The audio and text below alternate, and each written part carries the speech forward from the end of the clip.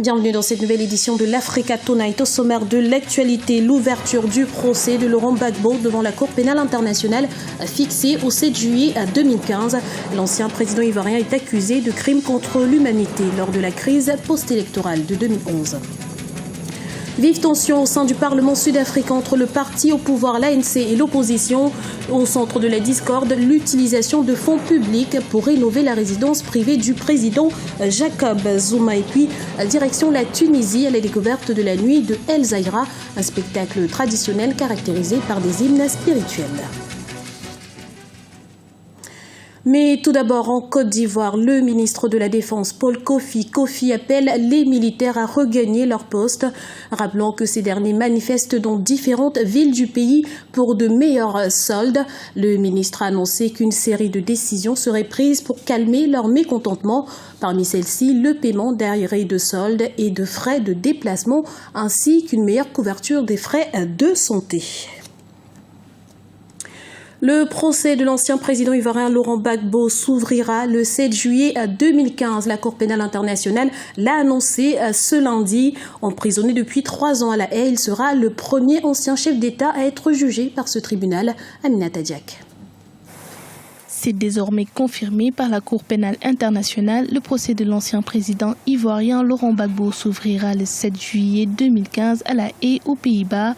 L'annonce a été faite ce lundi 17 novembre 2014 dans un communiqué. Le 12 juin 2014, la Chambre préliminaire avait confirmé à la majorité 4 charges de crimes contre l'humanité, à savoir meurtre, viol, autres actes inhumains ou à titre subsidiaire, tentative de meurtre et persécution à l'encontre de l'ex-chef de l'État, une nouvelle accueillie sans surprise en Côte d'Ivoire. La nouvelle a été accueillie sans réaction particulière parce que l'accusation avait déjà demandé que le procès ait lieu en septembre. Et voici que la Cour vient de fixer la date à agir. Donc, elle a ôté 2 mois et tout le monde s'attendait déjà à un procès. Et tout le monde s'attendait à une date dans cet ordre-là.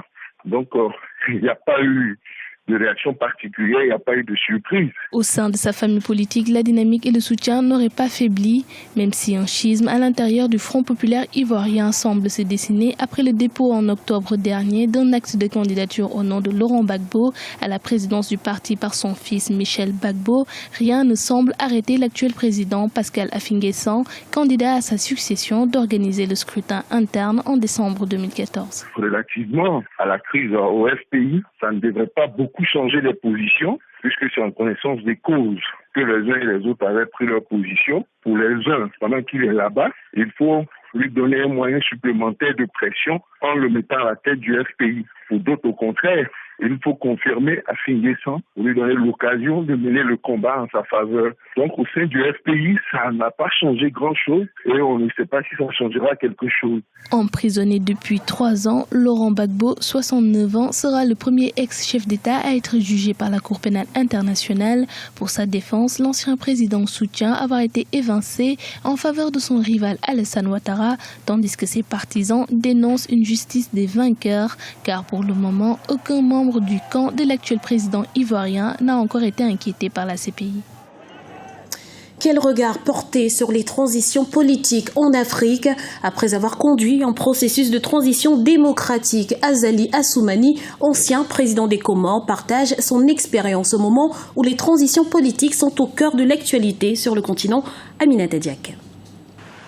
Laisser le pouvoir au terme de son mandat présidentiel, le débat n'est pas nouveau en Afrique. Le soulèvement populaire au Burkina Faso n'a fait que l'accélérer. Fin octobre, un colloque international sur les transitions politiques dans l'espace francophone s'est déroulé à Abidjan. L'ancien président des Comores, Azali Assoumani, a pris part.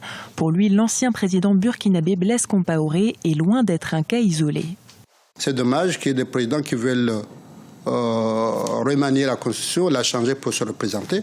Ça aurait été le cas chez nous, puisqu'en 2006, j'aurais pu prétendre comme d'autres le font, mais j'ai jugé nécessaire de respecter la Constitution comme telle que nous l'avons faite. J'ai cédé ma fonction à mon successeur qui, lui, malheureusement, il a voulu l'amender. Mais heureusement, le peuple a été unanime contre, donc il a seulement rallongé d'1 an le mandat au lieu de 4 ans. Ancien colonel, Azali Assoumani avait pris le pouvoir par la force aux Comores en 1999. 3 ans plus tard, il est élu président. En 2006, au terme de son mandat, il cède sa place à Ahmed Abdellah Mohamed Sambi. Aujourd'hui, l'ancien président Azali Assoumani porte un regard tranché sur la transition au Burkina Faso. Le conseil que je donnerais, c'est que les gens de la transition ne soient pas candidats aux prochaines élections. C'est ce qui peut rassurer dans une certaine milite, que la transition aille vite et dans de bonnes conditions pour arriver à des solutions efficaces et rapides. L'actuel président de l'Union des Comores, Ikililou Douanine, devra céder le pouvoir en mai 2016, 5 ans après sa prise de fonction. Azali Assoumani s'est porté candidat à la présidentielle. Il sera le porte-drapeau du parti Convention pour le renouveau des Comores. Dans l'actualité également, jamais la tension n'a été aussi forte au Parlement sud-africain depuis 20 ans. Des heurts ont éclaté au sein de l'hémicycle après un débat houleux sur le financement de la résidence privée du chef de l'État Jacob Zuma pour tenter de trouver une solution à cette crise. Une rencontre a eu lieu ce mardi entre le vice-président Cyril Ramaphosa et l'opposition Aminata Diack. Session houleuse la semaine dernière au Parlement sud-africain. Un incident sans précédent est survenu après un débat sur le financement de la résidence privée du chef de l'État Jacob Zuma dans son village natal de Kandla dans l'est du pays. Les heurts ont éclaté lorsque la présidente de l'Assemblée nationale proche du président a refusé de donner la parole à un membre de l'opposition lui demandant de s'asseoir ou de sortir, une attitude qui a déclenché la colère de toute l'opposition. En fait, c'est beaucoup plus compliqué qu'on ne pourrait le penser. Il s'avère que la présidente de l'Assemblée nationale est décriée parce qu'on considère qu'elle protège le président Jacob Zuma, dont elle est proche. Elle fait partie de son réseau politique.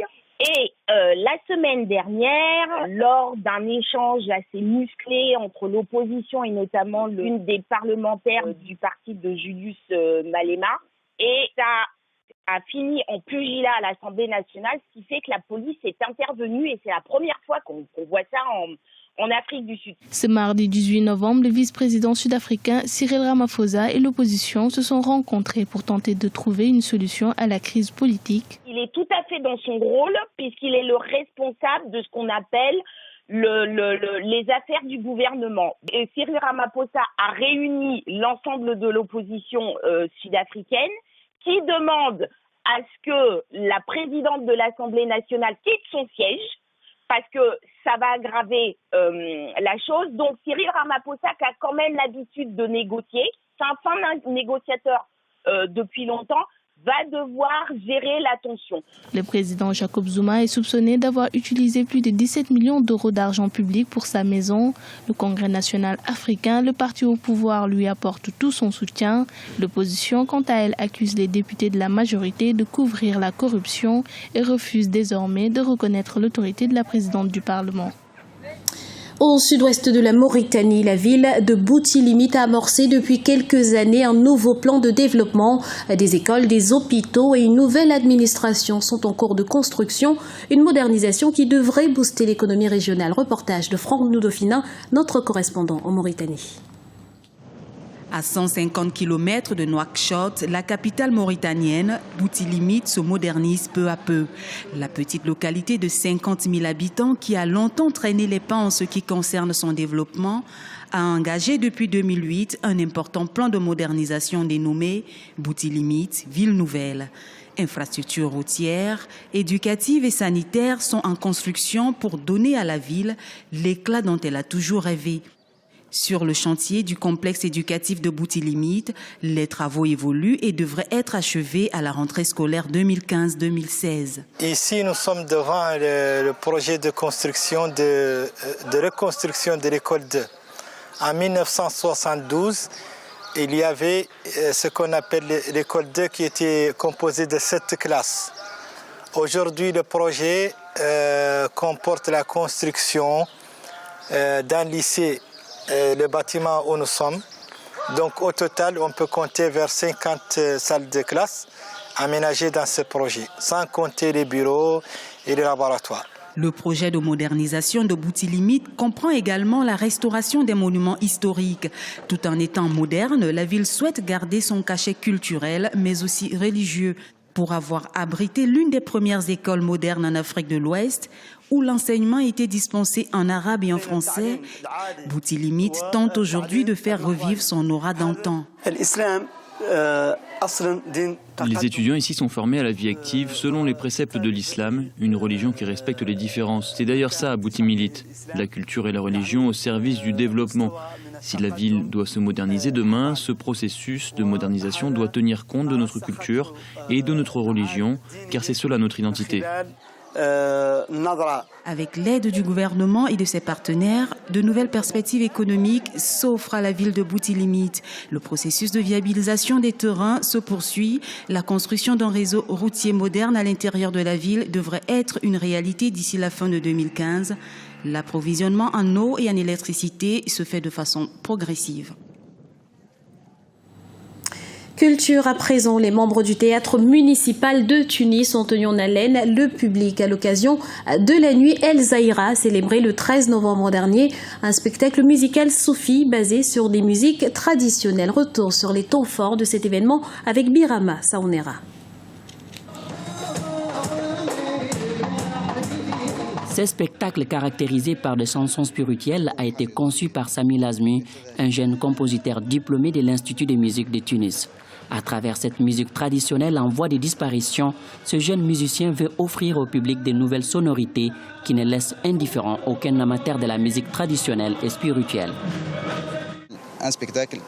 Évidemment, ceci est notre patrimoine. Et une fois que vous le mettez dans un cadre artistique, les gens réagissent à cela parce qu'ils ont soif de ce genre de musique.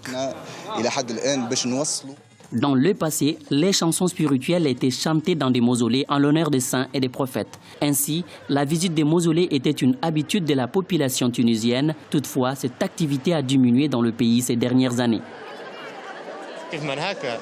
Cela fait longtemps que je ne me suis pas autant amusé avec autant d'énergie. Certains disent que c'est un événement satanique. Il ne l'est pas du tout. C'est de l'art avec une très bonne ambiance. Le spectacle a été un moment de retrouvailles entre les adeptes de la musique traditionnelle et spirituelle. Le public est resté émerveillé tout au long de la soirée avec des danses et des applaudissements.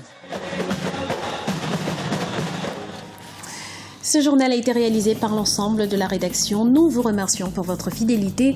Retrouvez dans un instant une nouvelle édition de l'Africa Tonight sur Africa 24.